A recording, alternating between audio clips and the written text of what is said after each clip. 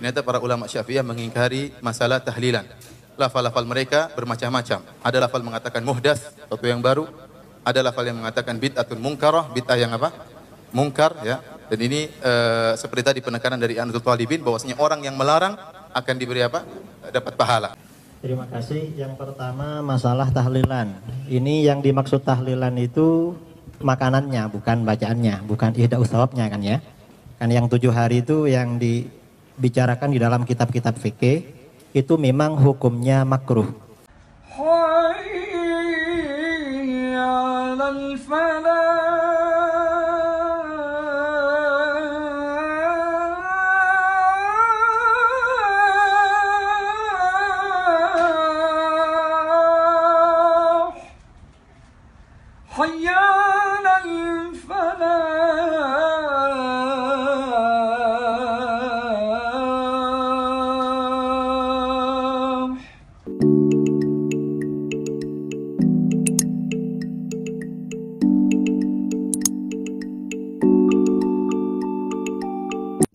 Baik, kita lanjut ke Masyayikh Pak Ustadz untuk waktu 20 menit, yaitu 3 tema: tahlil, wa qira'atu yasin, wa du'a ma'ana. Silakan. Bismillah, kita berbicara tentang masalah tahlilan ya. Kita dapati setelah kita membaca buku-buku dari mazhab Syafi'iyah, ternyata para ulama Syafi'iyah mengingkari masalah tahlilan. Lafal-lafal mereka bermacam-macam. Ada lafal mengatakan muhdats, sesuatu yang baru. Ada lafal yang mengatakan bid'atun munkarah, bid'ah yang apa? Mungkar, ya. Dan ini seperti tadi penekanan dari Anadul Talibin bahwasanya orang yang melarang akan diberi apa? Dapat. Ini menunjukkan penekanan yang luar biasa tentang masalah tahlilan. Dan kita dapat yang menyedihkan di tanah air kita, tahlilan ya seakan-akan suatu perkara yang wajib. Dan ini kenyataan, kalau orang tidak tahlilan, seakan-akan dia salah. Sampai ada perkataan kamu seperti ngubur seekor kucing. Padahal kita tahu Nabi SAW meninggal di zaman beliau sangat banyak. Ada Khadijah radhiyallahu taala anha, putri-putri beliau, putra beliau, para sahabat. Kemudian di zaman Abu Bakar para sahabat. Tidak pun ada dalil bahwasanya mereka bertahlil seperti acara yang ma'ruf, seperti acara yang kita ritual yang kita laksanakan di tanah air kita 3 hari, 7 hari. Ini juga bilangan dari mana? 3, 7, 40, 100 dan tiap tahun. Ini semua yang menjadikan para ulama Syafi'iyah dengan tegasnya mengatakan bahwasanya tahlilan adalah bid'ah. Oleh karenanya kita mengajak kepada para ikhwan, para saudara-saudara kita dari Nahdlatul Ulama dan yang lain Ahlussunnah wal Jamaah untuk kembali kepada masalah ini, kembali kepada mazhab Syafi'i. Tidak ada salahnya ini memudahkan kaum muslimin. Akhirnya kita dapati orang yang tatkala harus tahlilan dia harus mengutang sana, mengutang sini. Sudah terkena musibah, ditimpa lagi dengan musibah, harus apa? Membiayai 1 hari, 2 hari sampai hari ke-7, kemudian hari kesekian. Ini sangat merepotkan. Apalagi saya baca di internet sampai ada yang mencuri kabel gara-gara apa? Untuk mengadakan apa? Tahlilan. Ini kenyataan, merepotkan.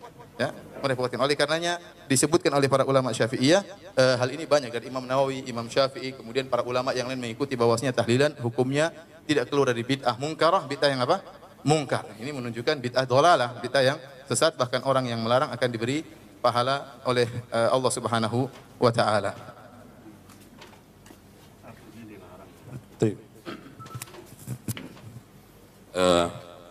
Saya kira kalau tahlilan itu gini kan, kalau Ustadz Romli masih ingat di pondok dulu kan pesannya Kiai. Jadi tahlilan itu dulu Mbah Wali itu kan mau memulai dakwah di sono masih Hindu Buddha.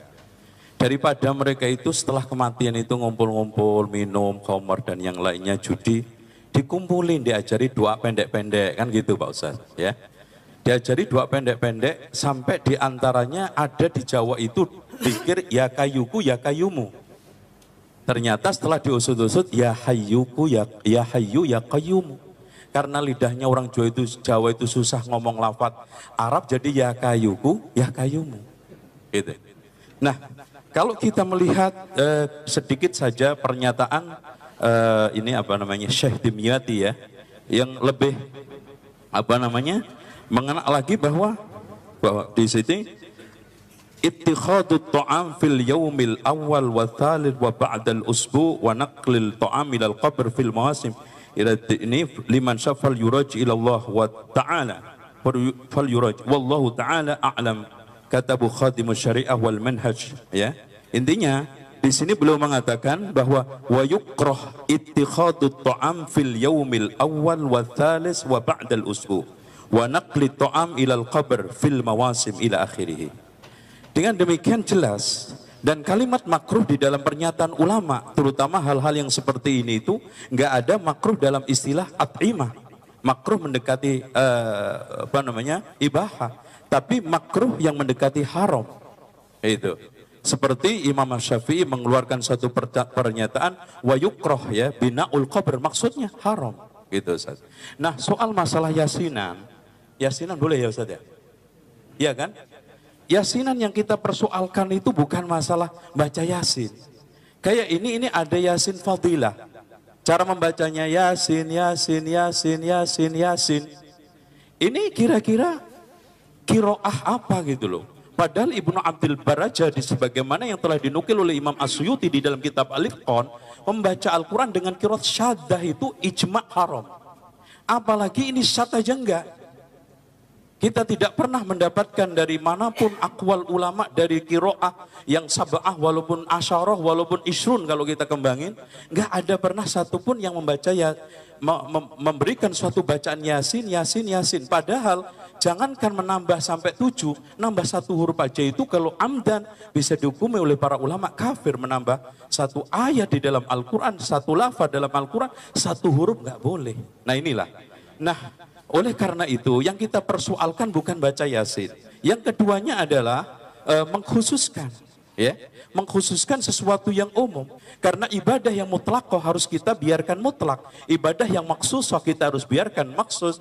Bisa saja tertaksis oleh waktu, tempat, atau kaifiyah, ya kan gitu, atau kadar, atau sebab, ya. Dan yang tidak kalah pentingnya adalah jenis. Selagi ibadah itu tidak terkait dengan jenis, sebab, kadar, kaifiyah, kemudian termasuk sifat itu, tempat dan juga waktu, maka kita biarkan mutlak. Artinya iqra'ul Quran wala ta'kulu bihi, begitu aja. Atau yang jelas Rasulullah SAW mengatakan man qara'a harfan min kitabillah falahu bihi hasanatun, kapan saja termasuk surat Yasin. Yang menjadi permasalahan kenapa yang menjadi populer surat Yasin dan itu hanya dikhususkan untuk kematian dan orang-orang mati saja, padahal Allah mengatakan dalam surat Yasin juga liyundhira man kana hayyan wa yahiqqal qawlu 'alal kafirin. Quran itu buat peringatan yang hidup. Walaupun di antara para ulama menafsiri hayyul qalb, ya, tapi kalau orang punya hati hidup, badannya nggak hidup nggak mungkin juga. Intinya bukan untuk orang yang mati. Nah tentang masalah ihda itu nanti kayaknya tidak masuk di dalam percaturan ini ya. Dengan demikian saya pelajari beberapa kitab, dari mulai kitab-kitab yang kecil sampai besar, di dalam kitab-kitab yang dikaji di pesantren, nggak ada yang menyunahkan, minimal mengatakan makruh. Bahkan di dalam putusan Bahsul Masail yang diputuskan oleh Syekh Ustadz Kiai Abdul Ghaffar di Banyuwangi juga mengatakan makruh. Itu, ya, dikatakan makruh itu di halaman 5. Ini bukunya juga nanti kita ini. Dengan demikian, terus yang satunya apa tadi? Tahlilan ya sih. Oh, zikir. Oke. Hadirin sekalian, tentang zikir bersama ya, Pak Ustadz. Di sana Umar bin Khattab menyatakan, An Utsman An-Nahdi qala kataba amilun li Umar bin Khattab anna hunaka qauman yajtami'una fayad'una lil muslimina wa lil amir. Fakataba ilaihi Umar aqbil bihim ma'ak fa aqbala wa qala Umar lil bawwaba a'id sautan. Orang yang dilaporkan kepada Umar bin Khattab yang melakukan zikir bersama itu dipanggil, disiapin pecut. Falamma dakhalu ala Umar ala amira darban bisaut, langsung dipukul pakai pecut. Itu. Ini Umar loh Ustaz ya, bukan saya. Terus kemudian Abdullah ibnu Mas'ud yang itu riwayatnya masyhurah. Ada orang pernah ngumpul-ngumpul berzikir dengan kerikil, dengan itu ditegur oleh Abdullah ibnu Mas'ud. Bahkan dia mengatakan, ya Aba Abdurrahman, kami tidak menginginkan kecuali kebaikan. Kami muridin lil khairin lam yabluh.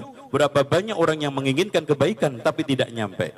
Bahkan Imam Ahmad mengatakan, Imam Abu Hanifah menegaskan, ya, di dalam kitab Bada'is Sana'ih lil Kasani Al-Hanafi, inna raf'as saut bitakbir bid'atun fil asl li'annahu dzikrun was sunnah fil adhkari al-mukhafatah, karena ud'u rabbakum tadarruan wa khufyah.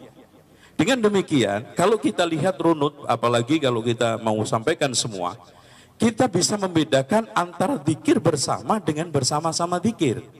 Di antara teman-teman kita yang melakukan zikir bersama memakai hadis-hadis yang ada di dalam Sahih Bukhari Muslim, itu digunakan untuk sebagai dalil alasan zikir bersama. Salah, itu hanya menjelaskan bersama-sama zikir. Ayo di tempat ini jangan sampai nggak zikir. Yang ini baca sholawat, yang ini baca tasbih. Yang penting sama-sama zikir.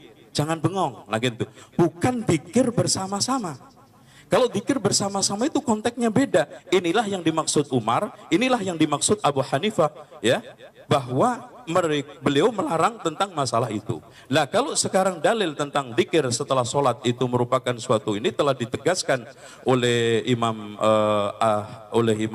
An-Nawawi bahwa Imam Syafi'i menganjurkan untuk mengeraskan li ajli ta'lim, hanya untuk mengajar sesekali aja. Itu dinukil juga oleh Imam Ibnu Hajar di dalam Fathul Barinya. Oleh karena itu, permasalahan zikir bersama, titik permasalahannya yang kita harus dudukkan adalah bersama-sama zikir atau zikir bersama-sama dulu. Karena nas-nas yang telah diturunkan oleh hadis-hadis, baik dari Quran juga, fadkuruni adkurkum, dan juga faida afattum min arafatin fadkurullaha, dan juga hadis Rasulullah, dan juga pernyataan Umar dan pernyataan Abu Hanifah dan ulama yang lainnya, maksudnya bersama-sama zikir, bukan zikir bersama-sama. Wallahu a'lam.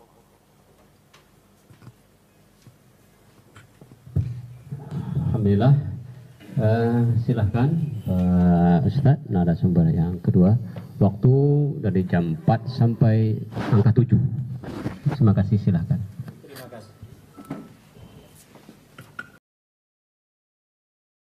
Terima kasih. Yang pertama masalah tahlilan. Ini yang dimaksud tahlilan itu makanannya, bukan bacaannya, bukan ihda ushawabnya kan ya. Kan yang 7 hari itu yang dibicarakan di dalam kitab-kitab fikih itu memang hukumnya makruh. Makruhnya itu mengapa? Karena yang sunnah itu adalah tetangga memberikan makan kepada keluarga duka cita. Berdasarkan hadis isna'u li ali Ja'far tu'aman fa innahu qad atahum ma syaghalahum. Buatkan makanan untuk keluarga Ja'far karena mereka sedang berduka cita. Jadi yang sunnah tetangga memberikan makan untuk keluarga duka cita. Karenanya kalau dibalik keluarga duka cita membuat makan untuk tetangga, maka hukumnya makruh karena mukhalafah li sunnah. Karenanya kata para ulama, ini alasannya karena memberatkan. Dalam teori usul fikih, al-hukmu yaduru ma'a illatihi wujudan wa adama. Hukum itu akan selalu berputar bersama illatnya. Ketika illat itu ada, maka hukum ada. Ketika tidak ada, maka tidak ada. Karenanya kata para ulama, ketika hidangan makanan yang diberikan kepada jamaah itu murni dari keluarga duka cita, maka hukumnya makruh. Tapi kalau makanan itu bukan dari keluarga duka cita, dari tetangga, orang lain, maka tidak makruh. Karena sudah tidak memberatkan. Kaidah fikihnya, kaidah usul fikihnya seperti itu. Seperti diterangkan oleh seorang ulama Syafi'iyah, mufti Syafi'iyah dari Irak, Syekh Abdul Karim Al-Mudarris dalam kitabnya Jawahirul Fatawa. Nah, kondisi yang ada di Indonesia ketika ada orang meninggal, yang dikeluarkan itu tidak murni dari keluarga duka cita, tetapi banyak sumbangan dari tetangga. Bahkan dulu saya ketika teman-teman saudara Mundo kalau tidak punya beras mau dikirimkan, biasanya pinjam kepada orang yang keluarganya meninggal. Karena oleh orang diantri beras banyak sekali sampai berkuintal-kintal itu. Bahkan ketika kakak saya meninggal kintalan. Ini mungkin tidak tahu ini apa? Yang Ustadz Zainal udah tahu masalah ini. Jadi makruh ketika itu memang murni dari keluarga duka cita. Kalau dari luar maka tidak makruh. Yang kedua, seandainya ini makruh karena ini budaya tradisi, kalau ini dilawan akan menimbulkan gejolak. Dan itu tidak bagus.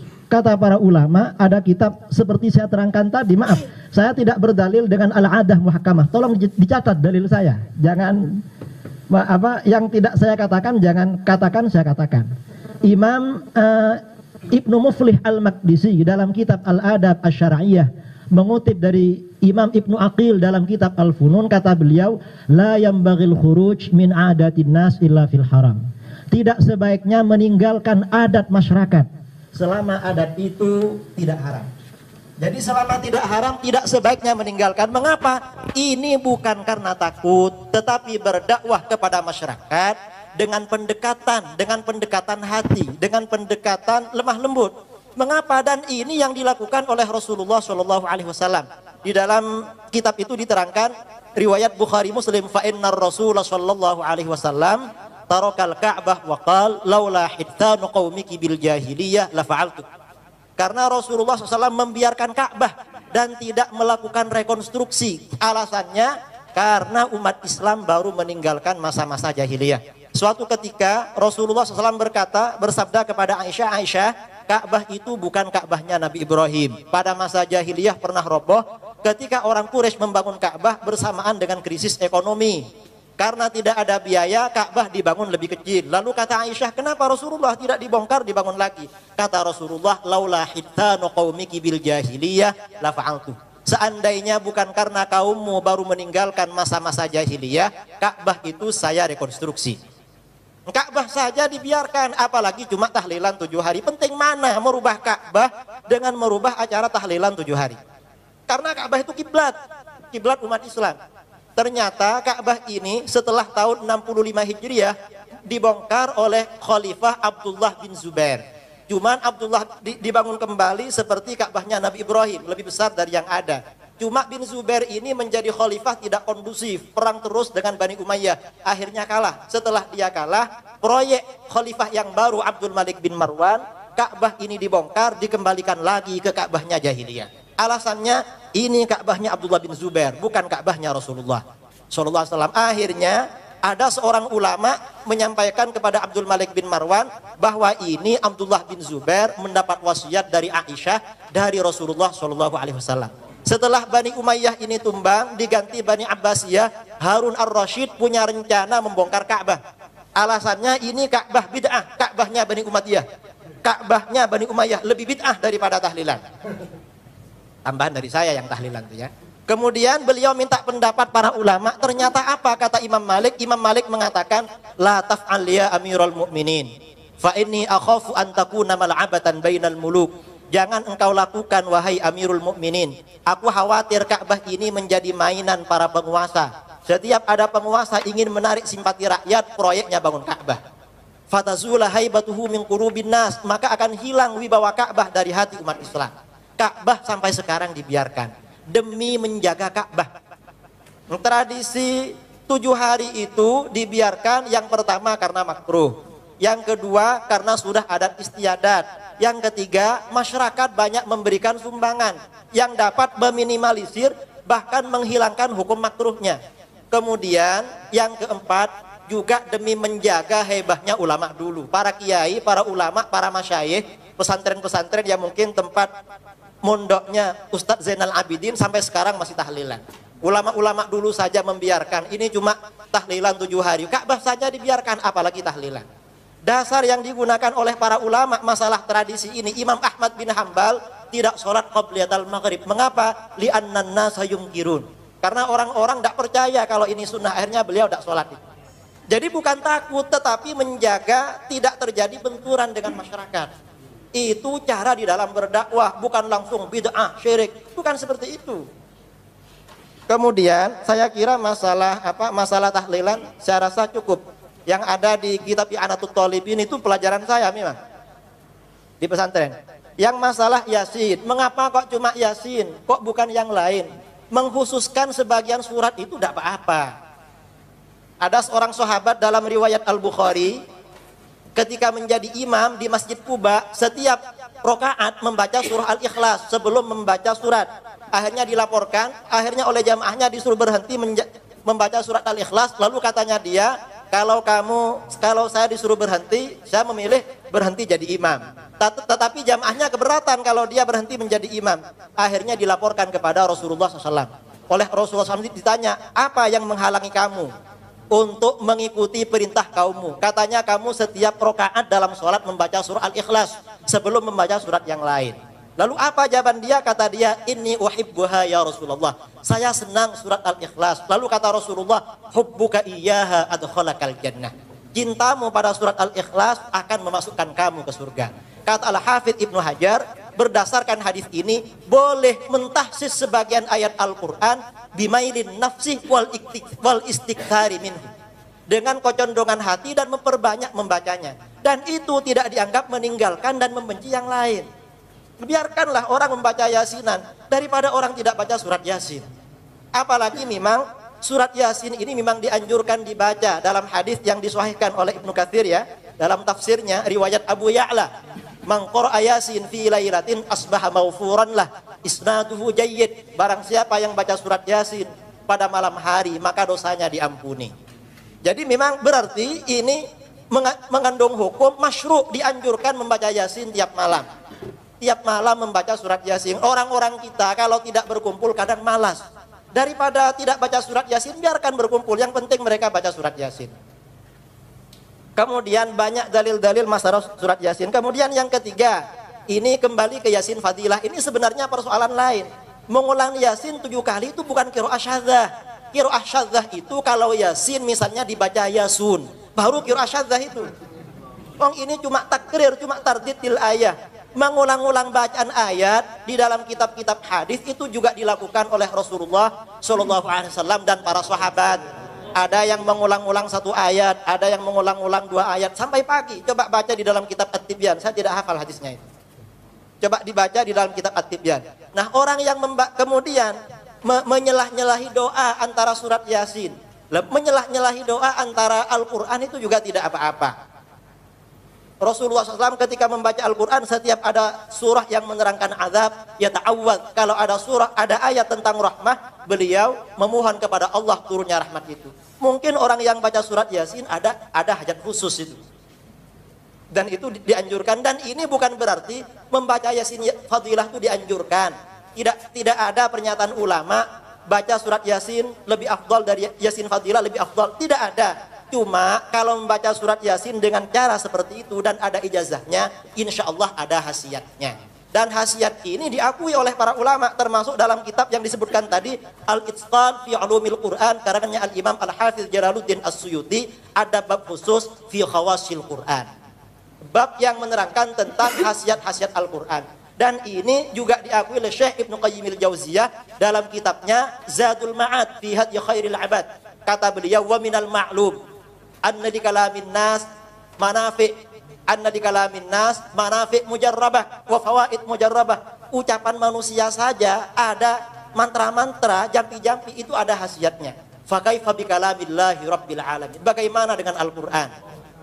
Apalagi Al-Qur'an itu banyak khasiatnya. Mungkin yang baca surat Yasin fadilah karena tertarik dengan khasiatnya itu.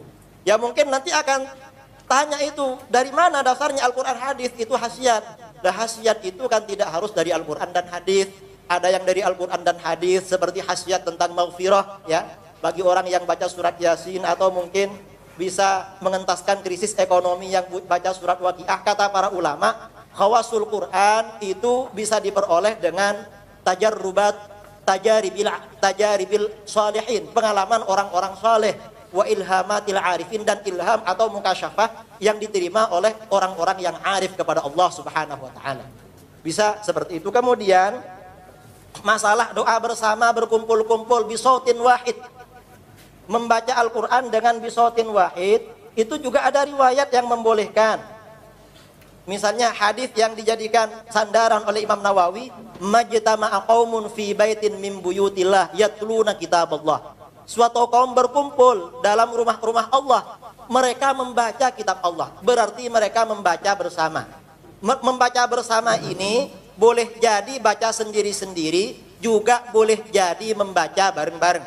Kalau membaca sendiri-sendiri ini banyak riwayat. Kemudian kalau membaca seragam juga ada pandangan ulama salaf yang membolehkan. Ini misalnya ada riwayat dari Abu Darda kan yadrusul Quran ma'ahu nafarun yaqra'una jami'an. Dia mempelajari Al-Quran bersama beberapa orang, semuanya membaca.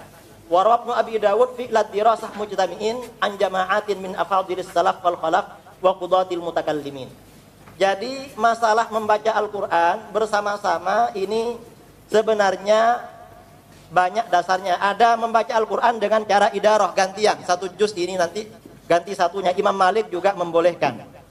Kemudian masalah riwayat dari Umar bin Al-Khattab tadi, riwayat dari Umar bin Al-Khattab tadi dan riwayat dari Abdullah bin Mas'ud, kata para ulama, kata Imam Jalaluddin As-Suyuti yang melarang zikir jamaatan, zikir bersama secara bareng-bareng, itu bertentangan dengan dalil-dalil hadis yang beliau sampaikan, seperti yang beliau sampaikan di dalam kitabnya Al-Hawi fil Fatawi. Kemudian masalah tinggal berapa? Tinggal 5 menit ya. Kemudian Syekh Ibnu Taimiyah ini di dalam Majmu' Fatawanya beliau juga membolehkan zikir bersama dalam Majmu' Fatawa juz 22 halaman 521. Ketika beliau ditanya tentang wasu'ila an rajulin yungkiru ala ahli dzikri yaqulu lahum hadza dzikru bid'ah wa jahrukum fi dzikri bid'ah wa hum yaftatihuna bil Qur'an wa yakhtatimun thumma yad'una lil muslimin al ahya wal amwat wa yajma'una at tasbih wat tahmid wat tahlil wat takbir wal hawqalah wa yusalluna ala nabi sallallahu alaihi wasallam. Beliau menjawabnya al ijtima' li dzikrillah wastima'u kitabih wad du'a amalun saleh. Jadi berkumpul untuk berzikir kepada Allah, mendengarkan Al-Qur'an dan berdoa itu amal soleh. Itu bisa dibaca di dalam Majmu' Fatawa beliau.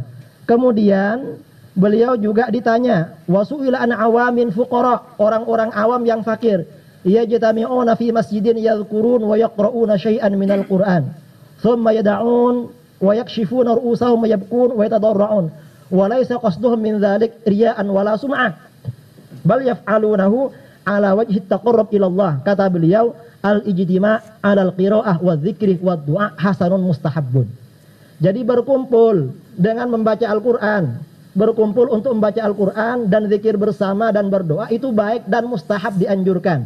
Cuma kata beliau, idza lam yuttakhadh dzalika 'adatan ratibatan, selama itu tidak dijadikan adah ratibah. Jadi tiap waktu misalnya, itu menurut tidak mustahabnya. Tetapi walaupun tidak mustahab, ini bukan berarti makruh, bukan berarti haram. Kalau yang rotibah itu tidak mustahab, tetapi seandainya melakukan, berarti menurut beliau masih boleh itu. Karena di sini cuma pengecualian dari mustahab.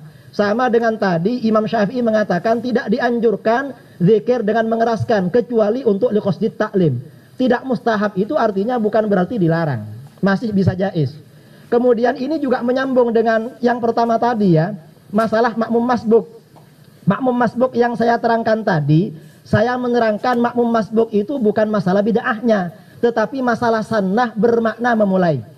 Jadi mungkin tadi Ustadz Zainal Abidin kurang tanggap dengan pernyataan saya. Kemudian yang kedua, saya kembali kepada yang tadi juga, bahwa sunnah takririyah itu oleh para ulama dijadikan dalil bid'ah hasanah. Al-Hafidh Ibnu Hajar Al-Asqalani dalam kitab Fathul Bari ketika mengomentari seorang sahabat yang membuat zikir baru dalam sholat setelah ruku, yang membaca kabira walhamdulillah, yang alhamdulillah hamdan katsiran thayyiban mubarakan fi.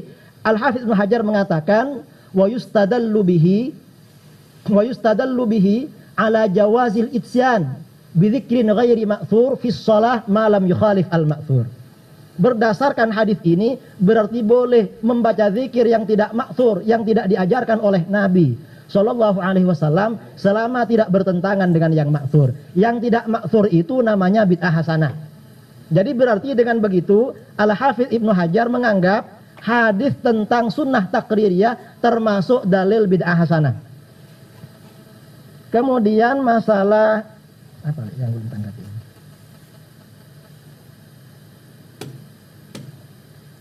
Sudah semua. Saya kira semuanya sudah saya tanggapi. Saya tidak mau berlarut-larut. Masalah tadi ya, masalah Abu Ja'far Ar-Razi dari Yahya bin Ma'in ada riwayat, ada yang mengatakan thiqah, ada yang mengatakan saleh itu. Jadi saya kira tidak perlu diperpanjang. Saya kira cukup. Baik, kita break setelah pesan-pesan berikut ini. Pak Ustadz silakan minum, Masyayikh, para tamu undangan. Semakin lama kayaknya kepala kita semakin kasih waktu 5 menit dari jam 8 sampai jam angka 9. Waktu dan tempat dipersilakan. Mengenai mengomentari tentang apa yang disebutkan oleh Ustaz Idrus Salam di tentang tahlilan. Yang pertama, Ustaz mengatakan bahwasanya ilah dari tahlilan adalah pembuatan makanan. Kalau ternyata yang buat makanan dari pihak luar, maka tidak jadi masalah. Ini ternyata para ulama Syafi'iyah menyebutkan masalah ilah tentang dilarangnya tahlilan atau dimakruhkan tahlilan bukan cuma pembuatan makanan. Di antaranya ijma', kemudian yujadidu tajdidul huzn, buat sedih lagi. Ini tidak diinginkan dalam syariat. Hari ketiga ingat lagi, hari ketujuh ingat lagi. Oleh karenanya ilah yang disebutkan banyak. Pertama, taklif, buat makanan bikin repot orang mayat, keluarga mayit. Yang kedua, ada ijtima', kunna na'udu ijtima' wa sani'atu ta'am ba'dal dafni minan niyaha. Kami memandang, kata Jarir bin Abdullah, kami para sahabat memandang kalau ada kumpul-kumpul di rumah keluarga mayat, ya maka ini termasuk niyah, meratapi. Oleh karenanya ilah bukan cuma satu, harus dipahami. Ilah juga diantaranya mengenai kesedihan. Kemudian yang kedua, tahlilan hukumnya makruh, bukan makruh tanzih, bukan makruh istilah usuliyin bahwasanya kalau dikerjakan tidak mengapa, ditinggalkan dapat pahala. Tapi makruh di sini makruh tahrim. Ya, kenapa kita lihat lafal-lafalnya dikatakan bid'ah mungkarah. Mungkar ini bukan suatu yang mungkar ini bukan suatu yang makruh, bukan mungkar. Kemudian yang kedua, perkataan dari ulama besar mazhab Syafi'iyah Zakaria Al-Ansari dalam kitabnya Asnal Matalib dikatakan, dia mengatakan wa hadza zahirun fit tahrim, dan bahwasanya tahlilan itu hukumnya apa? Tahrim, haram. Ini nas dari ulama Syafi'iyah bahwasanya hukumnya haram, bukan sekedar makruh. Oleh karena jika tatkala kita jelaskan hukumnya haram, maka tidak ada kita mengatakan karena demi kemaslahatan kerjakan saja. Ini tidak bisa dikerjakan hal ini. Adapun perkataan Ibnu Muflih yang disebutkan oleh Ustaz Idrus Ramli bahwasanya boleh meninggalkan perkara-perkara demi kemaslahatan masyarakat, maka yang disebutkan oleh Ibnu Muflih adalah perkara-perkara yang sunnah, seperti melaksanakan sholat sebelum maghrib, ya, itu diantaranya.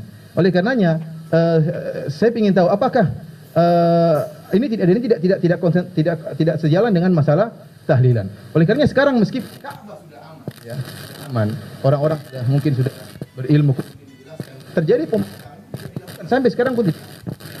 Dan saya tadi dengar perkataan Ustaz Idrus Salam di tatkala mengatakan dialog Imam Malik dengan salah seorang ulama, dia mengatakan ini bid'ah. Tadi gimana Ustaz bilang? Mohon maaf. Bid'ah merubah Ka'bah. Terus iya, dia bilang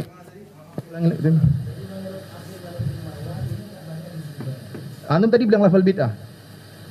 Masih ada apalagi bid'ah tahlilan.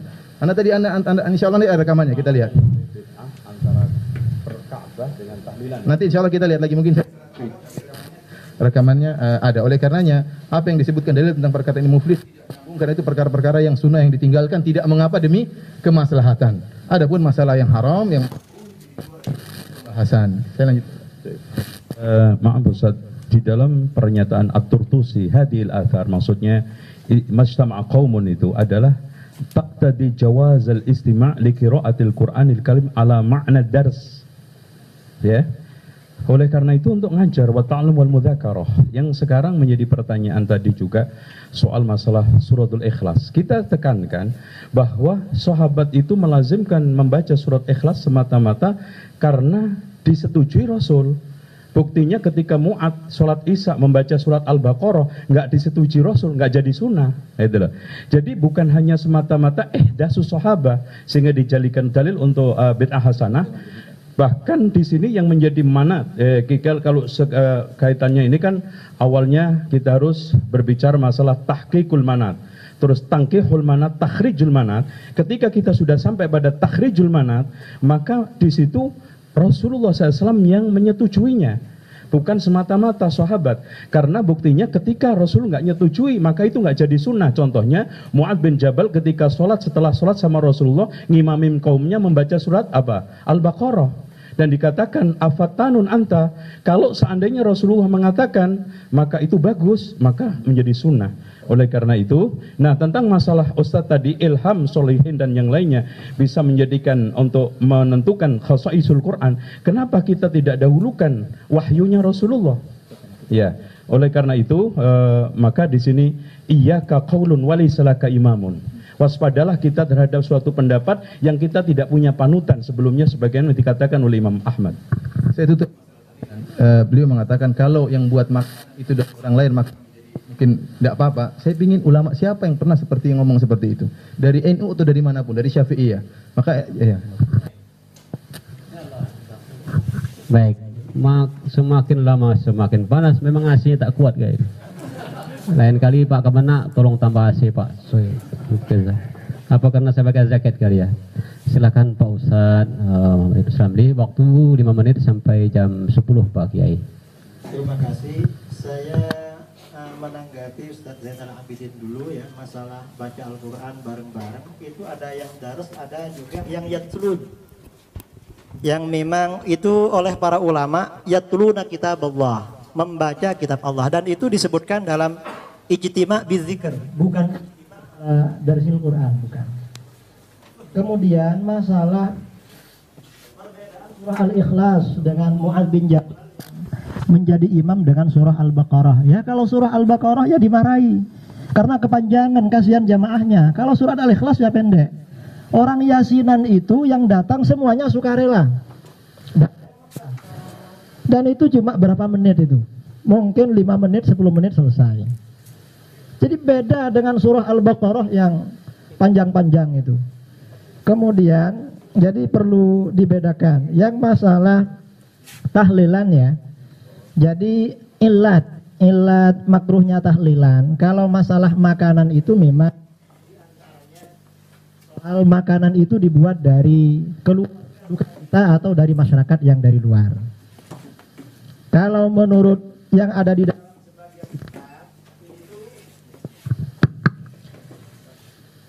di dalam sebagian kitab Syafi'iyah disebutkan oleh Mufti Irak, Mufti dari Irak, Syekh Abdul Karim Al-Mudarris Asy-Syafi'i dalam kitabnya Jawahirul Fatawa.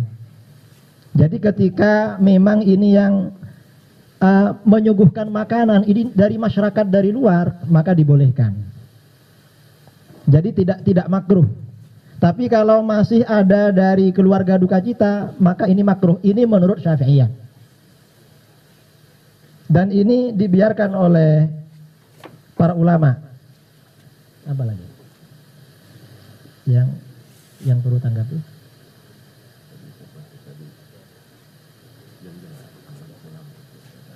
Yang masalah amal para ulama itu ada dalilnya. Jadi masalah khasiat-khasiat ayat Al-Quran itu dari para ulama, dari orang arif atau dari para ulama, sebagian dari hasil ijtihad mereka. Dan itu diakui Syekh Ibnu Taimiyah diceritakan dalam kitabnya Madarijus Salikin. Ibnu Taimiyah mengatakan orang yang rutin membaca 41 kali ya Hayyu ya Qayyum la ilaha illa anta sebelum sholat subuh setelah fajar selama 40 hari, hatinya akan padam. Padahal itu tidak ada Al-Quran hadisnya. Tetapi itu tajribah, pengalaman. Kalau tidak pernah melakukan ya tidak tahu. Jadi misalnya kalau membaca ini sekian kali nanti bisa begini. Itu pakai pengalaman. Dan di dalam kitab-kitab ulumul Quran tadi ya, ulumul Quran, Al-Itqan fi ulumil Quran, Al-Burhan fi ulumil Quran, itu diterangkan tentang fi khawasil Quran. Syekh Ibnu Qayyimil Jauziyah dalam kitabnya At-Tibbun Nabawi, juga dalam kitab beliau Zadul Ma'ad, dan ini sebenarnya satu kitab, banyak menerangkan khasiat-khasiat ayat Al-Quran untuk kesembuhan. Padahal itu tidak ada Al-Quran hadisnya, tetapi murni ijtihad para ulama. Mengapa kita menerima ijtihad para ulama? Nah ini ada permintaan dari teman saya 1 menit, tinggal 1 menit saja ya. Assalamualaikum warahmatullahi wabarakatuh. Alhamdulillahilladzi yunazzahu an simatul qudusi wal alwani wal kaifiyat wassalatu wassalamu ala sayyidina Muhammadin nuzul mu'jizati zahirati alladzi hasal min nuri wujudul kainat. Ya, terima kasih atas waktunya, dan saya insyaallah hanya saya memberi masukan ya. Jadi setelah tadi dari berbagai macam paparan, ternyata amalan-amalan yang dibid'ahkan, dimusyrikan, itu semua ada dalil-dalilnya. Termasuk tadi kunut subuh segala macam, itu ada dalilnya, semua saya fotokopi. Nah, dari apa itu masih tetap ada membid'ahkan dan memusyrikan? Yang ini yang jadi masalah. Sedangkan di dalam Al-Quran kan bilang keras ya. Kalau kita ini halal, tapi itu akan berapa siksaan yang keras nanti di yaumil qiyamah. Itu ada di surat An-Nahl ayat 116. Itu bisa dicari ya, wala takul dan seterusnya. Itu di tafsir Ibnu Katsir ya, jilid 3 halaman 590 itu. Di situ diterangkan itu. Ini cuman jadi mohon maaf. Nah, itu ya. Jadi tolonglah, karena di sini ada dalil ulama, apakah kita bersikeras ini ahli bidah, ini musyrik, nah ini jadi masalah. Ya Mas ya. Terima kasih.